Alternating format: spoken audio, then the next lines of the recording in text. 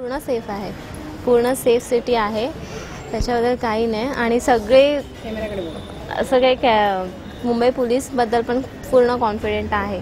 आणि आम्ही पोलीस पूर्णपणे सक्षम आहे. माणसांची मेंटॅलिटी फक्त नीट पाहिजे की काय कसं वावरायचं असं. मुंबई पोलीसबद्दल काही प्रश्न नाही. काम वगैरे बरोबर पूर्णपणे ते त्यांचे ड्युटीज करतात आहे आणि ते करत राहतील एवढा पूर्ण आम्हाला विश्वास आहे. म्हणजे आम्हाला तरी विश्वास आहे. ते मुंबई लोक पण चांगलीच असतात, आजूबाजूची असतात ती, त्यांना गोळा करायचं आणि मुंबई पोलिसला फोन करायचं मुंबई पोलिसांना. ते आणि ऑलरेडी रस्त्याला तर चौकी आहेत, पोलीस पण असतातच, त्यांना करून कॉपरेट करतात, असे कॉपरेट करू शकतात. टेररिस्ट यायच्या अगोदर ते ऑलरेडी सिक्युरिटी आहे आपल्याकडे. इफ टीजरचा रस्त्या चौकीच म्हणजे भेटतात आपल्या रस्त्याला इफ टीजर्स असतात, त्यांच्यापासून जरा सिक्युअर्ड आपल्याला स्वतःला सिक्युरिटी, आपण पण स्वतः थोडंसं कॉन्फिडेंट होऊन सिक्युअर राहायला पाहिजे.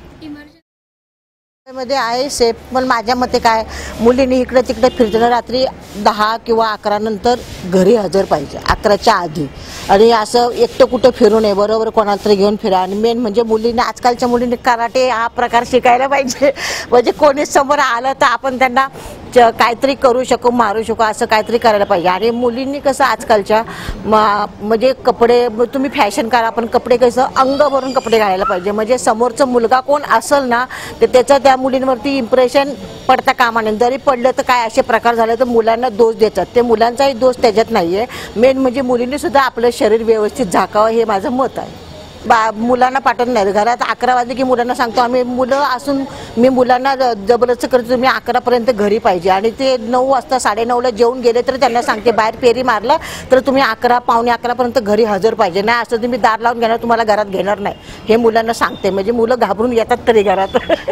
असं तर मी त्या मुलाला चपलीने मारल, पण त्या मुलाची जर चूक असेल तर, नसेल ना, समजा ती मुलगी सेफ असेल, काय असेल तर मी काय बोलू शकणार नाही. समजा मी पण बाईची आणि ती मुलगी, तिची आबरू ती माझी आबरू आहे, पण समोरची कोणत्या व्यक्तीने मुद्दाम मुलीची छेड काढली ती मी त्या मुलाला चपलीने मारायला कमी करणार नाही. असले तरी मी माझे समर्थ आहे, समोर कोण आला तर त्याला मारून हे करून पुढे जाऊ शकते, एवढ्याच माझ्यात हिंमत आहे तेवढी जाण्याची. त्याबद्दल मुंबई पोलीस आहेत व्यवस्थित, म्हणजे मुलींबाबतीत सिक्युरिटी आहे, पण मुलींनी पण आपण त्यांचं हिंमत धरायला पाहिजे की बाबा 10-11च्या आत घरी आपण हजर पाहिजे. असं बाहेर कुठं 11 नंतर 10:30 नंतर बाहेर एकटं राहता कामा नये. राहिलं तर बरोबर 3-4 मुली घेऊन राहिलं तर काय वाटत नाही.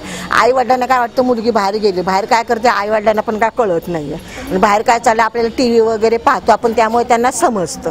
मग त्यामुळं मुलींनी आपण सेफ राहायला पाहिजे. मेन म्हणजे मुलींनी आजकालच्या कराटे हा प्रकार शिकायला पाहिजे. समोर कोण आले तर तिला आपण काहीतरी प्रतिकार करू शकू, असं करायला पाहिजे.